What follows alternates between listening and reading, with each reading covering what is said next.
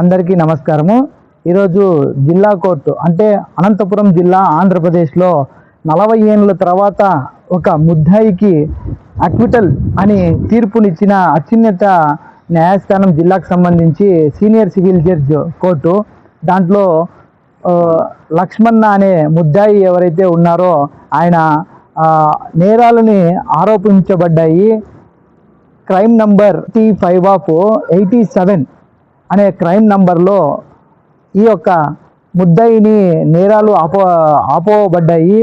అవి కూడా dacoity, robbery అనే ఒక 2 సెక్షన్లు ఐపీసీకి సంబంధించిన సెక్షన్స్లో ఈయన ముద్దాయిగా చూపించడం జరిగింది. దాదాపు 40 ఏళ్ళ తర్వాత ఆయనకి ఒక ఊరట.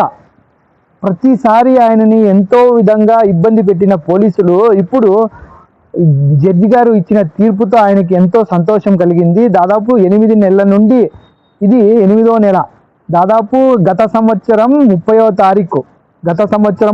తారీఖు ఆయనని పోలీసులు రిమాండ్కి తీసుకుని వెళ్ళిన తర్వాత కూడా మేము ఎన్నో బెయిల్ పిటిషన్స్ వేసాము. ఆర్థికంగా ఎంతో చితికిపోయారు. వాళ్ళకి ఎంతో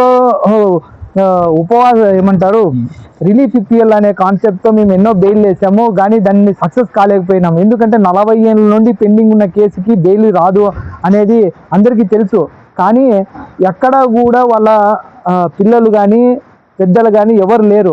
ఓన్లీ భార్యాభర్తలు మాత్రమే ఉన్నారు. జై భీమ్ సినిమాలో సినతల్లి ఏ విధంగా ప్రాధేయపడిందో బెయిల్ కోసము, ఆ విధంగా అన్ని కోర్టులు తిరిగింది. ఇంతకీ అది సక్సెస్ అవుతుందా లేదని దాదాపు 8 నెలల నుండి మేము చూస్తూనే ఉన్నాము. ఇప్పుడు న్యాయమే గెలిచిందని కనిపించింది ఈ యొక్క తీర్పుతో. మొత్తం జిల్లా వ్యాప్తంగా ఇలాంటి కేసులు ఎన్నో ఉంటాయి, కానీ మా దగ్గరికి వచ్చిన కేసు ఇదొక్క కేసు. దాదాపు 40 ఏళ్ళ తర్వాత ఆయనకి ఊరట లభించింది ఈ కేసులో.